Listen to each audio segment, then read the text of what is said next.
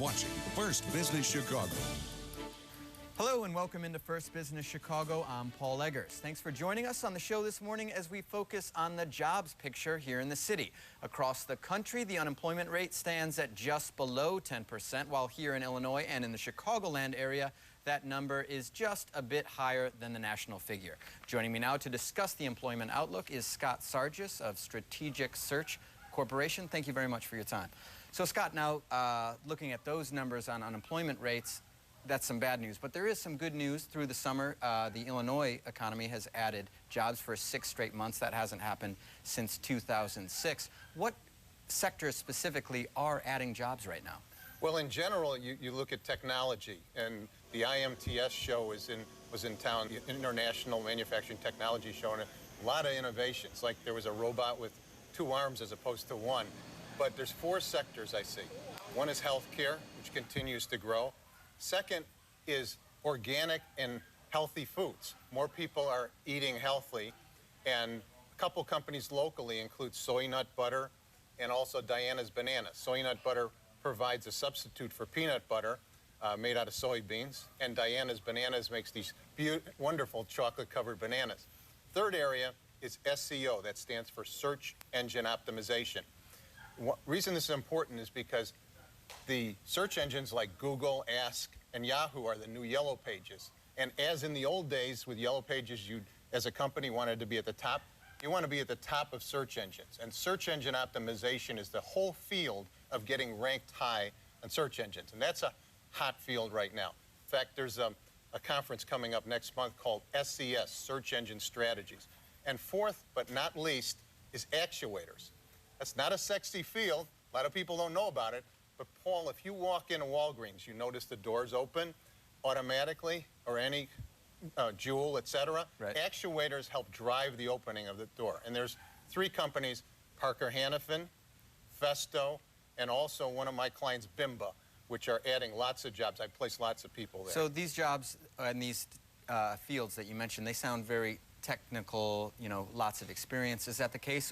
That you really need an advanced degree, or you really need to be specialized to find jobs in these areas that you mentioned? Well, if you look at it all in order, healthcare, you have to be more specialized.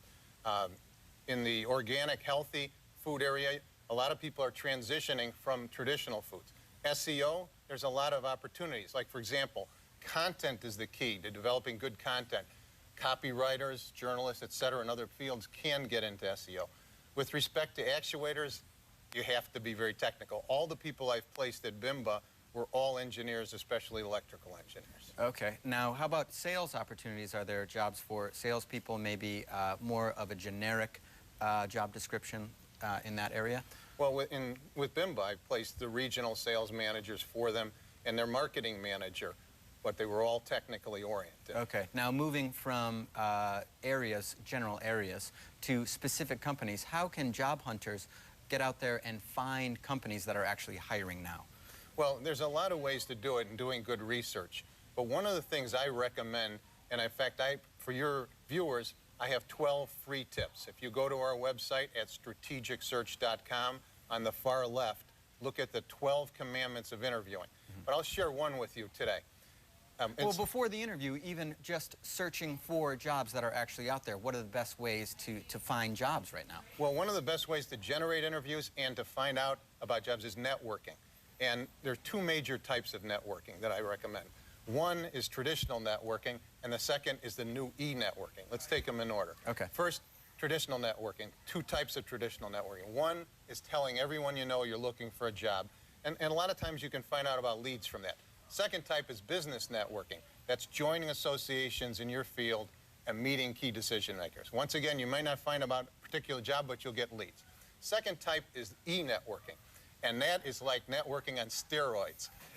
That's harnessing social media sites. But legal.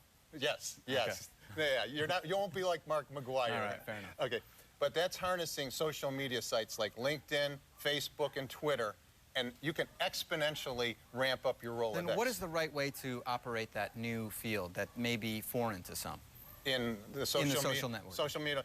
Well, to join these different groups, LinkedIn, etc., and contribute, listen, see what's going on, play around with those, Twitter. there's an overlay on Twitter called Tweet Beep. And there's a lot of different overlays on some of these and groups that are adjunct to them. So it's very important to at least familiarize yourself with these outlets right now. Correct.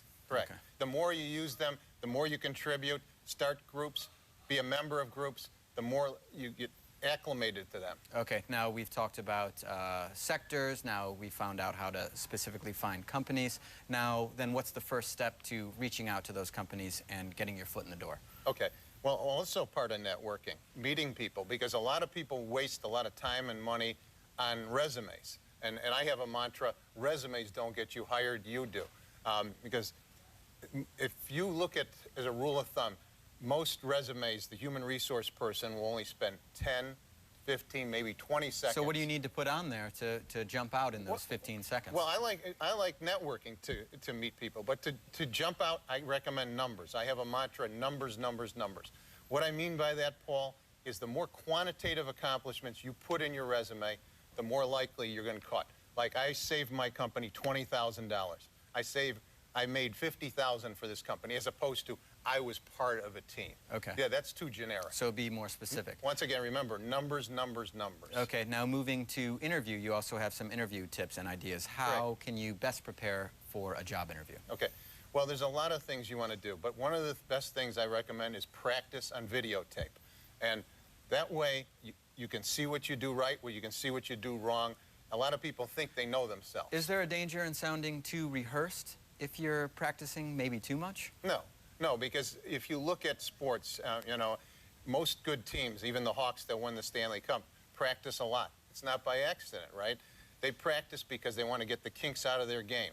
This is a game, and the more you know the rules of the game, the more you practice those rules of the game, the more likely you're going to win at that game. All right, well, just as the Blackhawks won the Stanley Cup, then looking ahead, can you maybe share some optimism about for job hunters out there right now?